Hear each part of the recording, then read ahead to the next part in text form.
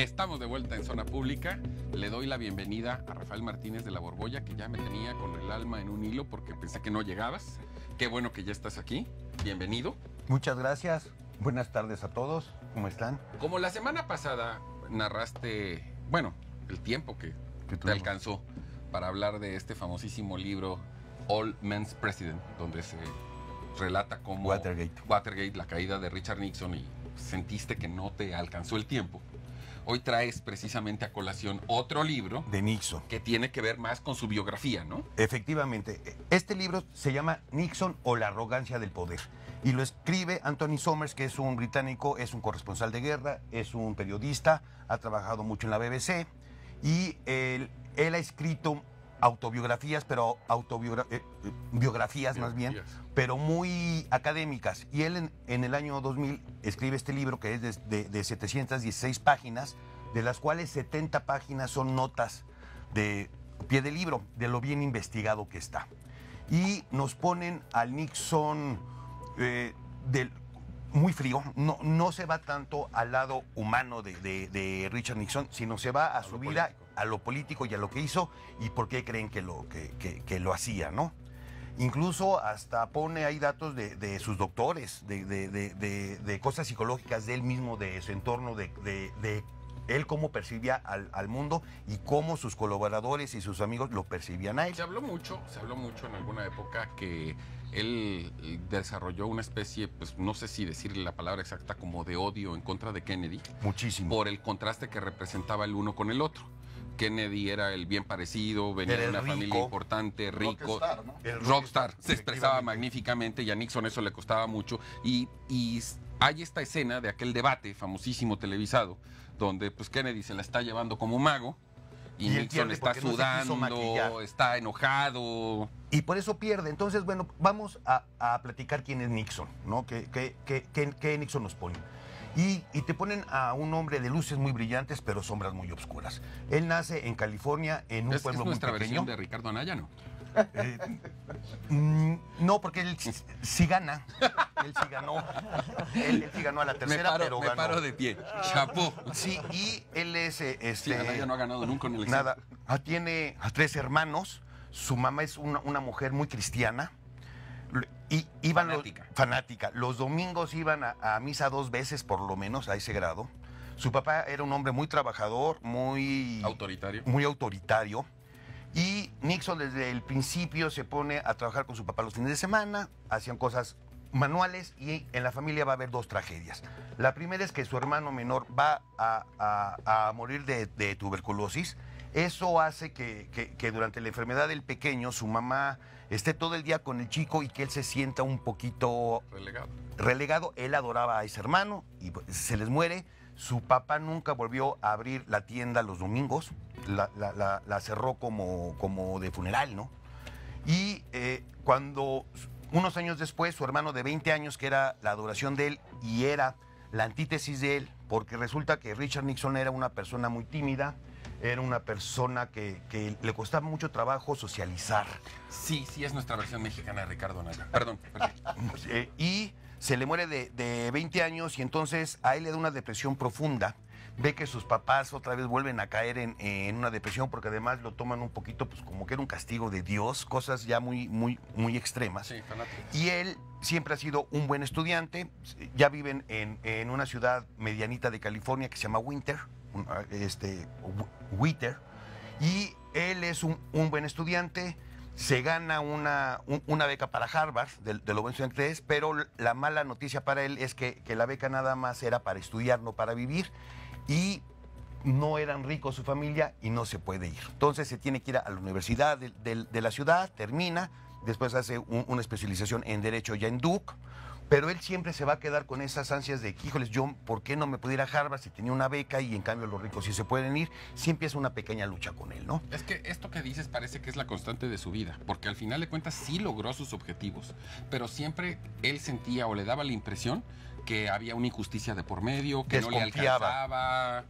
Estalla la Segunda Guerra Mundial, él se alista en el ejército, su mamá no quería que fuera porque era cosa de matar, y que, bueno, pero pues él tiene que ir, se va al Pacífico, lo ponen al mando de la logística, de alguna logística de llevar alimentos, armas, ahí, es muy eficiente, lo ascienden, este, termina como oficial, regresa a California después de la guerra y se dedica, este abogado está buscando qué hacer, él quiere entrar al FBI, manda su solicitud y nunca le contestan, y él mucho tiempo de su vida va a estar pensando que el FBI no lo había querido, y resulta que después, cuando ya es presidente, checan qué había pasado con su solicitud de empleo, y resulta que esa vacante se había congelado por un tiempo. No es que no lo hubiera rechazado. Finalmente sí, no lo querían. Sí, ¿no? Y se lo demostraron. Y después, él es primero diputado, muy joven, después se va a ir para senador, y cuando ya es senador, él le toca la Guerra Fría en todo su esplendor, él se va con McCarthy y empieza la famosa cacería de comunistas de McCarthy, y Nixon es de los principales, es de los fuertes, y contra los artistas y contra todo que se oyera comunista, pues él iba y empieza a agarrar una fama de anticomunista. Después entra de candidato a la presidencia Eisenhower, el general, el que había ganado la Segunda Guerra Mundial, y lo nombran para vicepresidente. Y aquí va a pasar algo, él es muy joven, una carrera en ascenso, y le descubren que tiene $18,000 que al parecer se los habían dado como un apoyo de la iniciativa privada mientras había sido diputado. Sí, es. Y en ese momento Ike dice, pues voy a tener que quitar a él de vicepresidente, empiezan muchas presiones para quitarlo, y él lavado de dinero. Él se adelanta a los tiempos, se va a la televisión, y con su esposa da el famoso discurso de Crockett, que ¿qué es? Él va con la tele y dice, yo en todo mi tiempo que he estado como senador no he recibido ningún dinero, yo vivo modestamente, mi esposa no tiene un abrigo de mink, y lo único que me han regalado es un perro, que es un Cocker Spaniel, y les quiero decir que no lo voy a regresar porque mi hija lo ama. Y el perro se llama Crockett, una cosa así, y es el famoso discurso. En ese momento, la gente que lo ve en la tele empieza a apoyarlo, y a Eisenhower, al general Eisenhower, ya no le dan alternativa pues, de quitarlo, pues dice, pues vente conmigo. Eisenhower siempre va a querer a Nixon, pero nunca le va a tener confianza. Y ve, al principio, Nixon se va a dedicar como vicepresidente, es un vicepresidente muy activo, con mucho poder, y empieza a hacer las tareas de gobierno internas.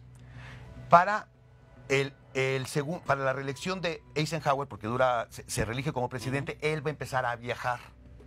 Y siempre va a estar, en donde hay golpes de Estado, ahí va a estar Nixon.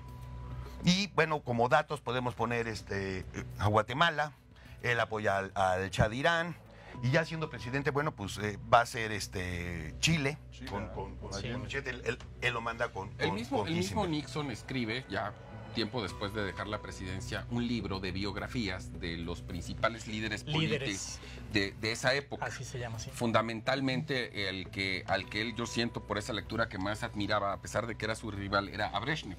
Sí. Y me queda claro que independientemente de su carrera política, ese libro, el que él escribe de biografías, además con una visión muy personal, no como un escritor consumado, contando muchas vivencias, además de primera mano, yo creo que es un libro extraordinario. Y a otro punto también, Nixon tuvo como secretario de Estado, que es el de Relaciones Exteriores para nosotros, tal vez al mejor secretario de Estado que ha tenido Estados Unidos, que es Henry Kissinger. Y él, para las elecciones de 1960, él es el vicepresidente, todo el mundo piensa que va a ganar, se enfrenta a Kennedy, la prensa amaba a Kennedy y a Nixon no. Él empieza a agarrar una aberración ahí, y efectivamente es el primer debate televisivo, y Kennedy ahí le gana. La gente que escuchó ese debate por radio pensaba que había ganado Nixon. La gente que lo vio por tele pensaba que había ganado Kennedy, y al final pues la tele ya empezó a mostrar su poder y gana Kennedy. 2 años más tarde él dice, me voy de gobernador a California, me la quiero pasar leve, voy a ganar. Pues para su sorpresa pierde, y da otro discurso contra la prensa muy fuerte, que les dice, pues ahora sí me despido, me van a extrañar, porque ya no van a tener a Nixon que patear. se va a tener que buscar otro. Y todo el mundo cree, pues ya es el final de Nixon, ya se va a vivir a Nueva York. Y en 1963 va a pasar algo, es la vida, es el destino, que en la Casa Blanca le avisan a Kennedy pues que en un país asiático, Vietnam, hay una guerra tremenda y que los chinos se están expandiendo y los comunistas, y decide mandar a 16,000 soldados como asesores. Es el principio de la guerra de Vietnam. Viene Johnson, la guerra empieza a escalar, el pueblo norteamericano se empieza a traumatizar porque era una guerra televisiva. Tú cada noche llegabas a tu casa y oías a Walter Cronkite, ¿no? Cronkite. Y decía, pues hoy se murieron tantos en Vietnam y aquí, entonces la gente empieza, y además son muchos Vietnams porque mandaban a los chavos de 18 años, un año, regresaban ellos y mandaban a otros. Bueno, entonces, como se nos está acabando el tiempo y no quiero que te pase lo de la semana pasada, te voy a proponer lo siguiente.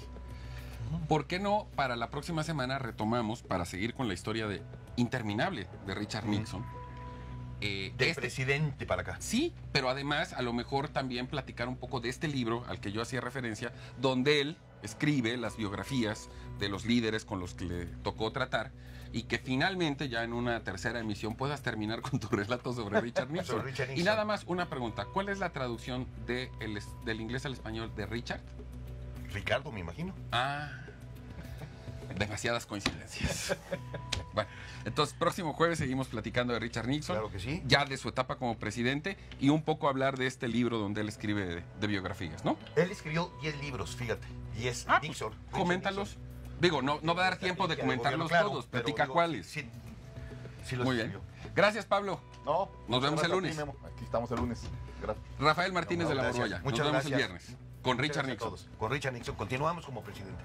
Mauricio Raful. Muy buen fin de semana, muchas gracias. Un placer. Yo no me despido, voy a un corte y volvemos con Laura Rodríguez.